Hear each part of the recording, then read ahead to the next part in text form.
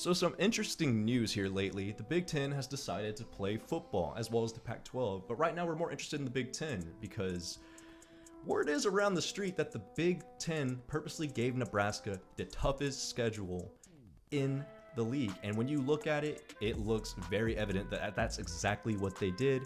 Now, Shoob, is this a petty move by the Big Ten? Now, I'm no conspiracy theorist, but man, this awfully looks like a petty move by the Big Ten, especially since Nebraska was the one school, the one program that decided to publicly say that they were willing to play football in different conferences here if the Big Ten didn't end up playing. Well, let's see what happened here. The Big Ten this year, let's break this down. They're playing 8 games this season, so that means each team plays 8 games of the Big Ten conference teams from their own division, and then they play 2 teams from the opposite division. They're cross-divisional games. Nebraska, being in the Big Ten West, they play their 6 games against the rest of the Big Ten West. Now, who do you think Nebraska got as their 2 top divisional teams, cross-divisional teams in the Big Ten East? Ohio State, Penn State. Who are the 2 top teams in the Big Ten East this year? Ohio State, Penn State. Now, that certainly looks like a tough draw and maybe a little bit of a petty move by the Big Ten. Oh, absolutely. Is this a petty move by the Big Ten, or did they do this to try to get one of their teams in the playoff? Because when you cross-analyze the schedules and you look at Ohio State's schedule, something interesting about the Ohio State schedule, huh? Now, the Big Ten West has some good teams in it, maybe not as high as Ohio State or Penn State, but the Big Ten West still's got some solid teams going into the preseason. Wisconsin, who actually could potentially be a playoff contender, Minnesota, Iowa, even a team like Nebraska, who we just talked about, could potentially be good this year, but in the end, we'll see. But who did Ohio State get as their 2 West opponents? They got Nebraska at home and Illinois. That seems kind of easy for them.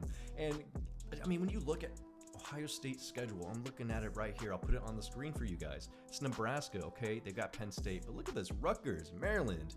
Indiana could be a decent team this year. Illinois, Michigan State. Come on now. Michigan, they're Michigan's daddy. So let's just get into this. I mean, their only real threats right now are Penn State and then maybe Indiana. But other than that, I mean, I'll give some credit to Michigan. Michigan's always a threat because they are a respectable program. But let's just face it, that's a lopsided rivalry.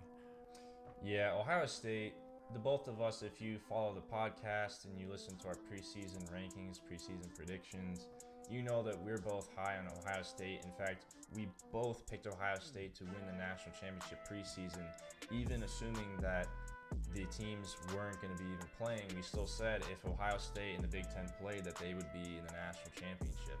And with the abbreviated schedule, it looks like Ohio State's got a pretty solid path to the college football playoff, assuming the college football playoff committee doesn't penalize them for only playing 8 games in the regular season.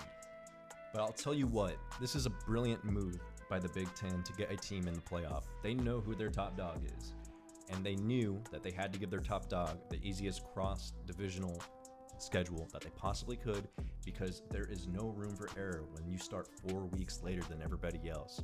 You cannot lose a game if you're Ohio State, but if you win out, you very well have a chance. There's no room for error. There's even no room for COVID. They play back-to-back 8 straight weeks. Unlike the Big 12, the ACC, and the SEC, there's no flexibility built into this Big 10 and Pac-12 schedule.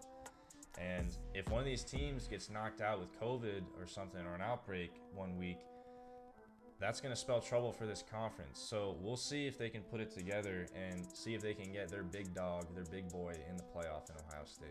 Absolutely. And just as Shoob said, there is no room for error, not even a COVID error. So the Big Ten might have shot itself in the foot by holding off for so long.